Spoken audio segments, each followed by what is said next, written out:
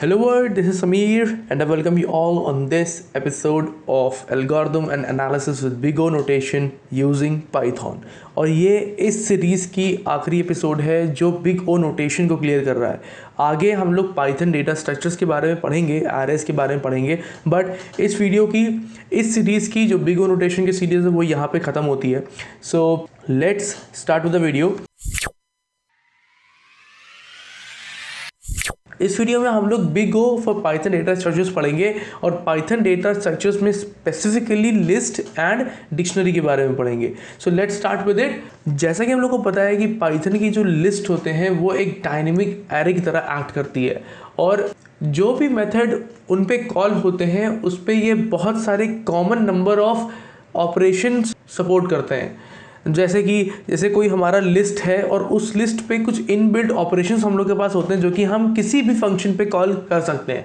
सो उनमें से जो दो मोस्ट कॉमन ऑपरेशन जो कि लिस्ट पे परफॉर्म होते हैं वो होता है इंडेक्सिंग और इंडेक्स पोजीशन को असाइन करना, assigning to an index position. और ये दोनों ऑपरेशन इस तरीके से डिज़ाइन हुए हैं जो ये कांस्टेंट टाइम पे रन करे। इस चीज़ का टेक्स्ट मैंने डिस्क्रिप्शन में दे रखा है।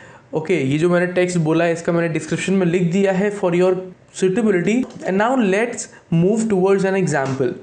इस पूरे के पूरे कथन को आप एग्जाम्पल के थ्रू बहुत ईजिली समझ जाएंगे। अब हम क्या करेंगे कि हम एक प्रॉब्लम लेंगे जिसके 4 सोल्यूशन बनाएंगे और उन चारों सोल्यूशन के टाइम कॉम्प्लेक्सिटी को चेक करेंगे, मतलब हम कि हर सोल्यूशन कितना टाइम ले रहा है उसको रन करने के लिए। सो लेट्स स्टार्ट विद इट।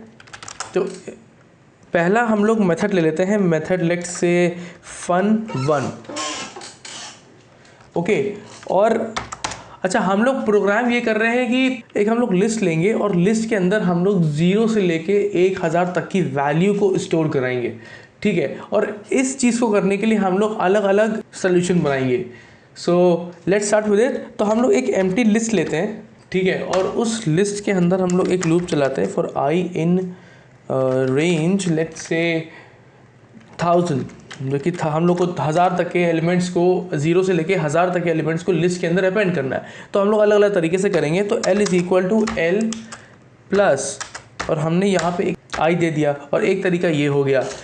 अब दूसरा तरीका हम लोग देखते हैं जिसमें हम लोग दूसरा फंक्शन डिफ़ाइन करते हैं और दूसरा फंक्शन डिफ़ाइन करने के बाद हम लोगों ने एक लिस्ट को, एम्प्टी लिस्ट को डिफ़ाइन किया और फिर से हमने एक लूप चलाया फॉर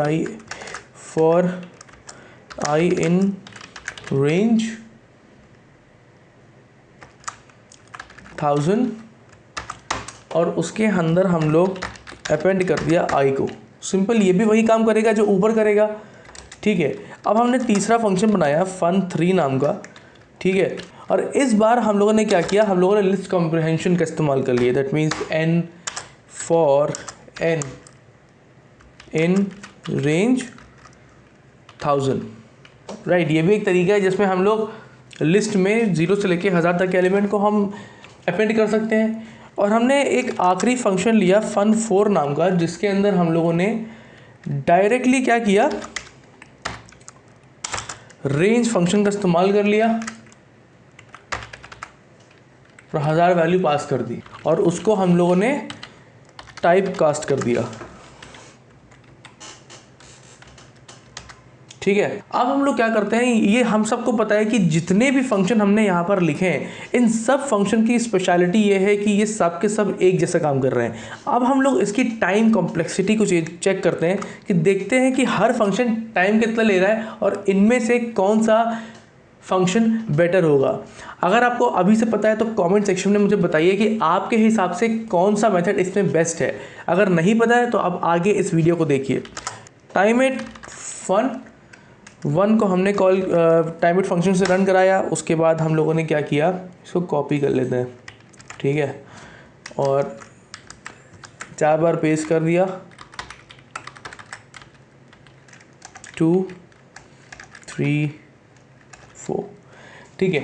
अब देखते हैं कि हर फंक्शन कितना समय लेता है। अब जैसे कि हम लोग देख पा रहे हैं कि पहले फंक्शन ने 1.08 मिली सेकेंड्स का टाइम लिया, दूसरे फंक्शन ने 66.5 माइक्रो सेकेंड का टाइम लिया, तीसरे फंक्शन ने 32.3 माइक्रो सेकेंड का टाइम लिया और चौथे फंक्शन ने 14.6 माइक्रो सेकेंड का टाइम लिया। तो इनमें से कौन सा बेस्ट है? इनमें से सबसे ज़्यादा कम टाइम ले रहा है फोर्थ फंक्शन, ठीक है। तो सबसे ज़्यादा इफेक्टिव, मोस्ट इफेक्टिव फंक्शन इसमें से कौन सा है? Fourth function is the most effective function. अब आप दिमाग में ये सोचिए कि जब आप एक कोड लिखते हैं तो अगर आप बिल्ट इन फंक्शंस को इस्तेमाल करते हैं तो कितना ज़्यादा टाइम कॉम्प्लेक्सिटी हम अपनी बचा सकते हैं। जो काम हम लोग मैन्युअली करते हैं अगर हम लोग उसको बिल्ट इन फंक्शन के थ्रू करें तो कितना ईजिली और कितना इफेक्टिवली काम हो जाता है। अब इस चीज़ के बारे में हम लोग थोड़ा सा और डिटेल में बात करेंगे जब हम लोग एरेज को एज ए जनरल कवर करेंगे। जब डेटा स्ट्रक्चर्स की प्लेलिस्ट में मैं एरे को कवर करूंगा तो उसमें आप लोगों को इसके बारे में और ज़्यादा डिटेल में नॉलेज होगी। अब हम लोग देखते हैं डिक्शनरीज को and how those dictionaries work. जितने लोगों ने भी पहले कुछ प्रोग्रामिंग कर रखी है उनको ये पता होगा कि जो डिक्शनरी होती है पाइथन में वो कुछ नहीं है, सिर्फ और सिर्फ हैश टेबल का इम्प्लीमेंटेशन है, ठीक है। जो कि हमारा हैश टेबल जो बनता है उसी का इम्प्लीमेंटेशन है डिक्शनरी। और पाइथन के अंदर हम लोगों को बस इसका एक डेटा स्ट्रक्चर दे दिया है जो कि हम लोगों को मैनुअली बनाना पड़ता था हैश टेबल में।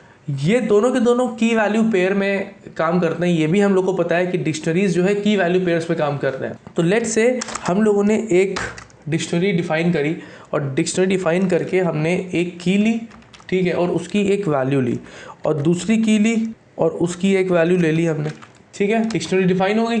अब हमने क्या किया कि डिक्शनरी से की को कॉल किया तो हमें ये वैल्यू रिटर्न करेगा।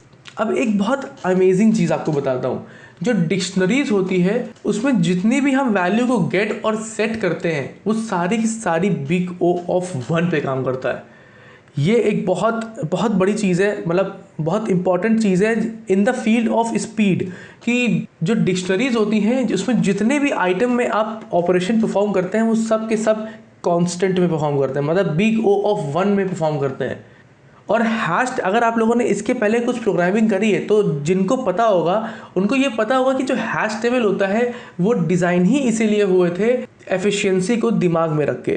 तो हैश टेबल की ओरिजिनेशन ही इसीलिए हुई थी कि हम स्पीड और एफिशिएंसी को इजीली मैनेज कर पाए, कम से कम कॉम्प्लेक्सिटी में ज़्यादा से ज़्यादा एफिशिएंसी में हम एक पर्टिकुलर काम को कर पाए।